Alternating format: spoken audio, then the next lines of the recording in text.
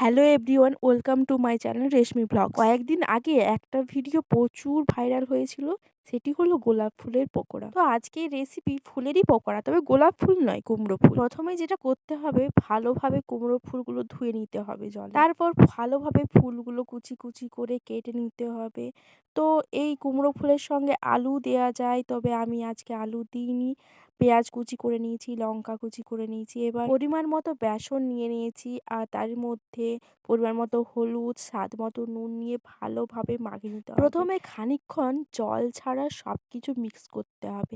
বেসন, হলুদ এবং স্বাদ মতো নুন, এই ৩ জল ছাড়া ভালোভাবে মিশিয়ে নিতে হবে। তারপর কেটে রাখা, কুচি করে রাখা কুমড়ো ফুলগুলো লঙ্কা কুচি, পেঁয়াজ কুচি দিয়ে শুকনোভাবেই কিন্তু মাখিয়ে নিতে হবে। যেহেতু আমি মামাবাড়িতে আছি, তাই এই পুরো প্রসেসটা আমার মামিমা করছে, আর প্ল্যানটাও পুরোটাই মামিমার ছিল যে কুমড়ো ফুলের বড়া করা হবে। জল ছাড়া সবগুলো ভালোভাবে মিশিয়ে নেওয়ার পর এবার জল দিতে হবে। জলটা উষুম করা বা উষ্ণ গরম হলেও চলে, আর এমনি ঠান্ডা জল হলেও চলে। তো আমরা তো উষ্ণ গরম করা জলটাই ইউজ করেছি। ভাইরাল ভিডিও হয়েছিল গোলাপ ফুলের পকোড়া। তো গোলাপ ফুলের পকোড়াটা কেমন খেতে হয়েছিল সেটা তো বলতে পারছি না। তো আমি এইটা বলতে পারি যে কুমড়ো ফুলের পকোড়া খেতে হয়তো খুব সুন্দর হবে। কারণ কুমড়ো পাতা থেকে স্টার্ট করে, ডাঁটা থেকে স্টার্ট করে কুমড়ো আ সবই খাওয়া হয় মোটামুটি। তো কুমড়ো ফুলটাও নিশ্চয়ই ভালোই লাগবে খেতে। তো দেখাই যাক কেমন লাগে খেতে। তো জল দিয়ে ভালোভাবে মাখিয়ে নেওয়ার পরে এবার তার মধ্যে সামান্য পরিমাণ বেকিং সোডা দিলাম। দেওয়ার ১০ থেকে ১৫ মিনিটের জন্য ম্যারিনেট করে রাখলাম। যদিও এত গরমে পকোড়া খাওয়া উচিত নয়, তবুও নতুন জিনিস শেখার যখন সুযোগ হয়েছে তখন হাতছাড়া করা যায় কেন? হাতছাড়া করবোই বা কেন? যাই হোক, সত্যি বলতে কি যে খাওয়ার সুযোগ যখন একবার হয়েছে তখন হাতছাড়া করা যায় না, আর চলেও না। আমি তো বাড়িতে গিয়ে একবার এই রেসিপি ট্রাই করবোই। আর আমার এই পুরো প্রসেসটা দেখেই জিভে জল চলে আসছে।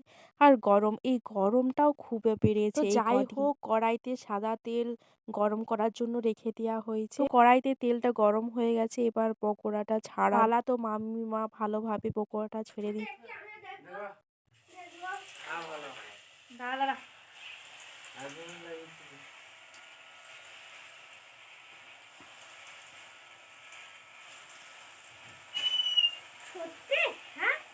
আর সবাই ওয়েট করে আছে পেড়া খাওয়ার জন্য। আর টিয়া পাখিটা দেখছো চেঁচিয়ে যাচ্ছে, তারও খুব ইন্টারেস্ট খাওয়ার জন্য।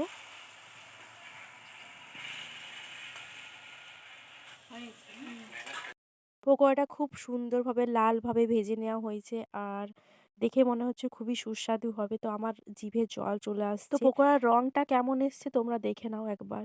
সবাই মূলত পকোড়া দিয়ে মুড়ি খেতেই ভালোবাসে, কিন্তু আমি আজকে ফেনা ভাত দিয়ে পকোড়াটা খাবো। তো আমি ফেনা ভাত নিয়েছি, তার সঙ্গে পকোড়াটা নিয়ে নিয়েছি, আর আলু ভাতে ছিল। একটা সত্যি কথা বলবো, পকোড়াটা খেতে খুবই সুন্দর ছিল। তোমরা একবার প্লিজ ট্রাই করো কুমড়ো ফুলের পকোড়া। তো আজকের এই ভিডিওটা এতটা পর্যন্তই। দেখা হচ্ছে নেক্সট ব্লগে। ওকে, বাই।